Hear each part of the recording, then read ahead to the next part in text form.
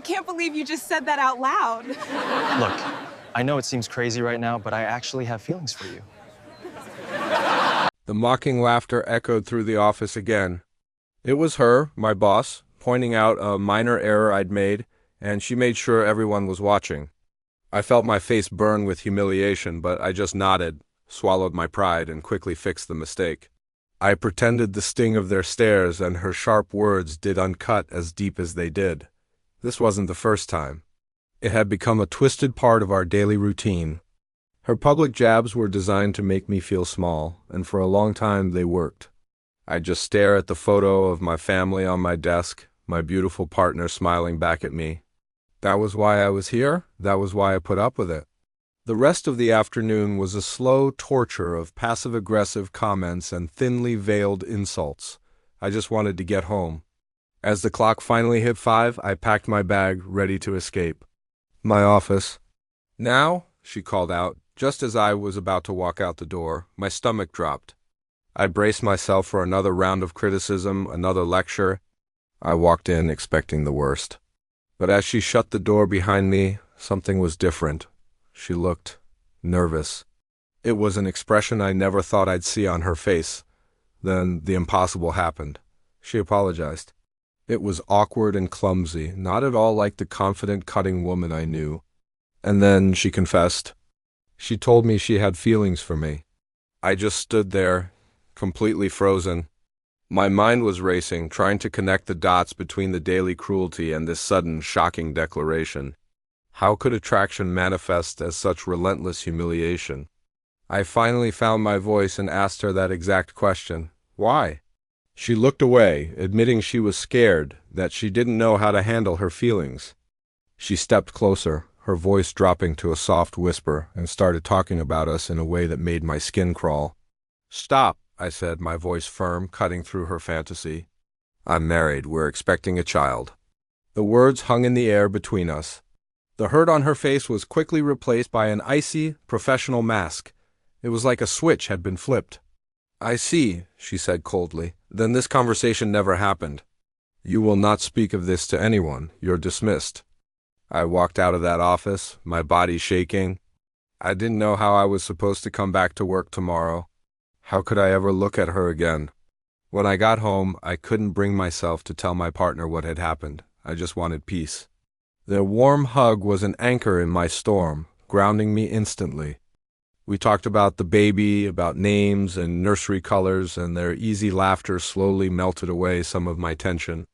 But that night, sleep wouldn't come. I just kept replaying the scene in her office over and over, the words, the shift in her eyes. It was a nightmare. The next morning, I put on my work clothes like a suit of armor. I walked into the office, my heart pounding, expecting the worst. She called me into her office again. This time she was composed, distant. She offered a formal, proper apology for her unprofessional behavior and promised it would never happen again. She assured me our relationship would be strictly professional from now on. I cautiously agreed, though I wasn't sure if I could ever trust her. The morning was surprisingly quiet. No snide remarks, no public call-outs. A fragile sense of relief began to settle in. At lunchtime, I got a wonderful surprise. My partner showed up at the office, a bag of my favorite food in hand, their smile lighting up the entire room. But my anxiety spiked when my boss walked out of her office at the same moment. They met. The introduction was brief, the words polite, but the air was thick with a tension only I could truly understand. I saw a flash of pain in my boss's eyes before she quickly turned away. We left for lunch, and I tried to focus on my family, on the joy of the moment.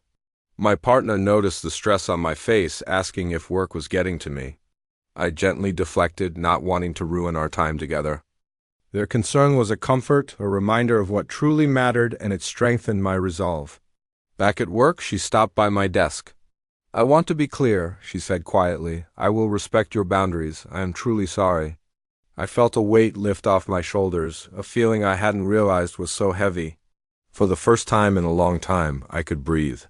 That night, I came home to a dark, silent apartment. A knot of panic tightened in my chest. I called out my partner's name. I found them on the floor, curled in pain. Everything became a blur. The frantic call for an ambulance, the sirens screaming through the night. At the hospital, doctors spoke in urgent, clipped tones. Words like emergency and surgery echoed in the hallway. I was helpless, just waiting, making silent, desperate bargains with the universe. Then, finally, relief. They had survived, but the fear didn't go away.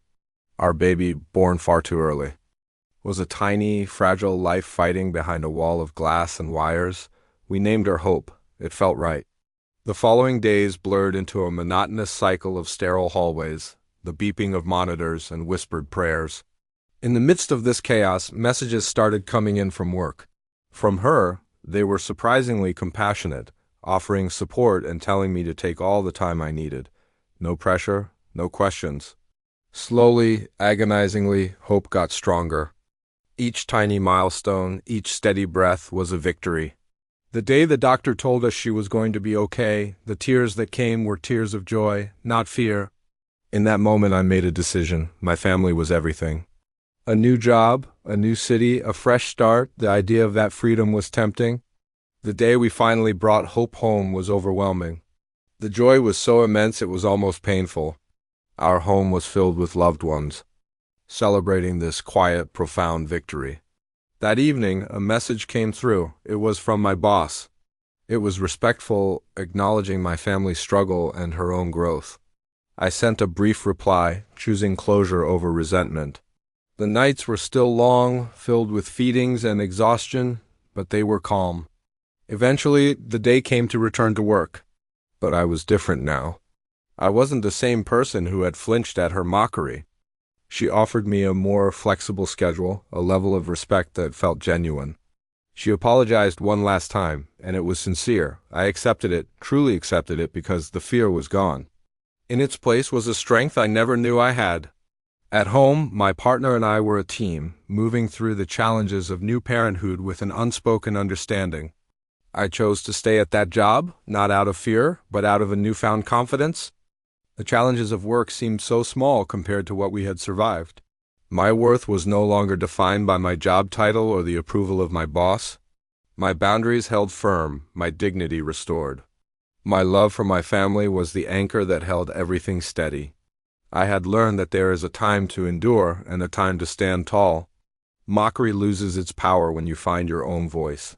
My family gave me a courage I never knew I possessed. After all the chaos, there was finally peace. And for the first time in a long time, I no longer feared tomorrow. We were facing life together, stronger than ever before. Thanks for watching. If this story resonated with you, please like and subscribe for more.